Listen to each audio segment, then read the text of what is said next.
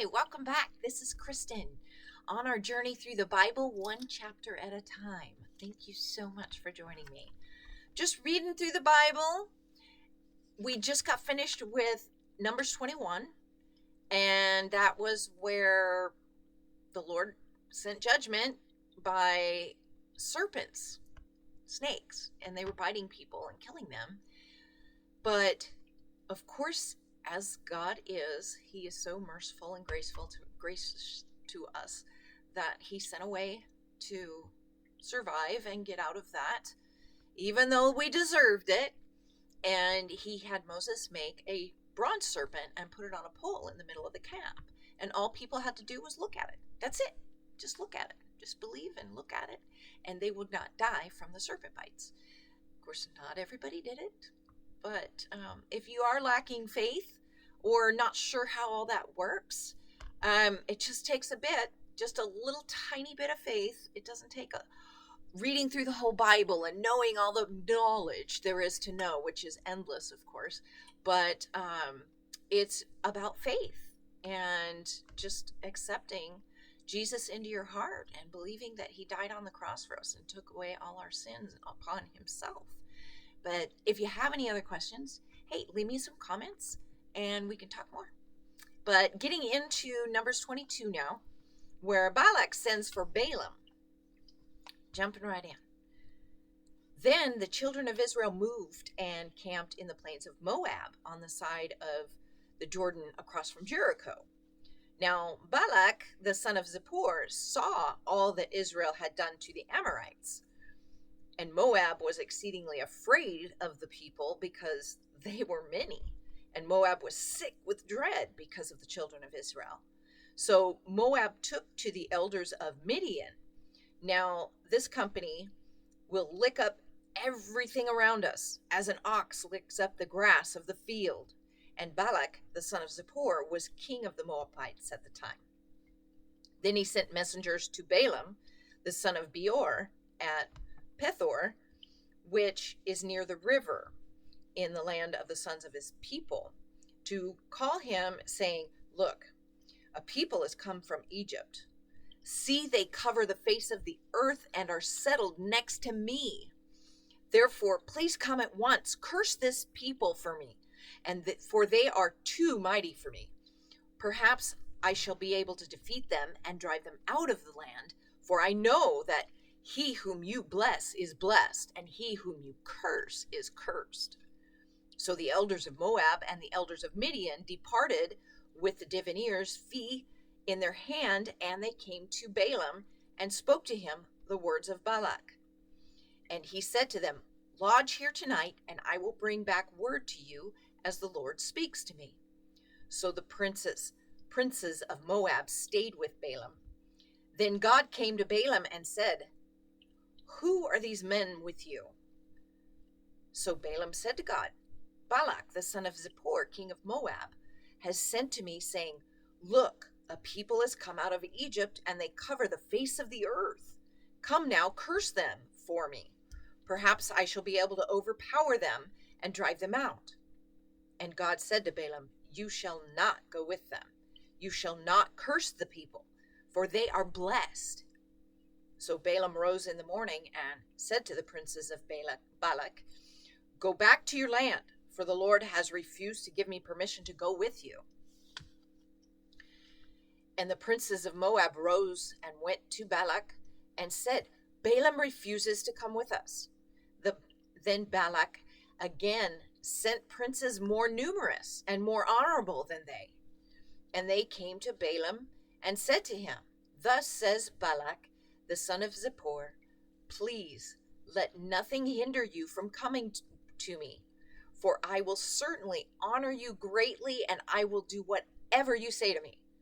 Therefore, please come, curse this people for me. Then Balaam answered and said to the servants of Balak, Though Balak were to give me his house full of silver and gold, I could not go beyond the word of the Lord my God to do less or more. Now therefore, please, you also stay here tonight, that I may know what more the Lord will say to me. And God came to Balaam at night and said to him, If the men come to call you, rise and go with them, but only the word which I speak to you, that you shall do. So Balaam rose in the morning, saddled his donkey, and went with the princes of Moab. Then God's anger was aroused because he went. And the angel of the Lord took his stand in the way as an adversary against him. And he was riding on his donkey, and his 2 servants were with him. Now the donkey saw the angel of the Lord standing in the way with his drawn sword in his hand. And the donkey turned aside out of the way and went into the field. So Balaam struck the donkey to turn her back onto the road. Then the angel of the Lord stood in a narrow path between the vineyards, and with a wall on this side and a wall on that side. And when the donkey saw the angel of the Lord, she pushed herself against the wall and crushed Balaam's foot against the wall. So he struck her again. Then the angel of the Lord went further and stood in a narrow place where there was no way to turn either to the right or to the left. And when the donkey saw the angel of the Lord, she lay down under Balaam. So Balaam's anger was aroused, and he struck the donkey with his staff. Then the Lord opened the mouth of the donkey, and she said to Balaam, "What have I done to you, that you have struck me these 3 times? And Balaam said to the donkey, "Because you have abused me. I wish there were a sword in my hand, for now I would kill you." So the donkey said to Balaam, "Am I not your donkey on which you have ridden ever since I became yours to this day? Was I ever disposed to do this to you?" He said, "No." Then the Lord opened Balaam's eyes, and he saw the angel of the Lord standing in the way with his drawn sword in his hand. And he bowed his head and fell flat on his face. And the angel of the Lord said to him, "Why have you struck your donkey these 3 times? Behold, I have come out to stand against you, because your way is perverse before me. The donkey saw me and turned aside from me these 3 times. If she had not turned aside from me, surely I would have killed you by now and let her live." And Balaam said to the angel of the Lord, "I have sinned, for I did not know you stood in the way against me. Now therefore, if it displeases you, I will turn back." Then the angel of the Lord said to Balaam, "Go with the men, but only the word that I speak to you, that you shall speak." So Balaam went with the princes of Balak. Now, when Balak heard that Balaam was coming, he went out to meet him at the city of Moab, which is on the border of Arnon, the boundary of the territory.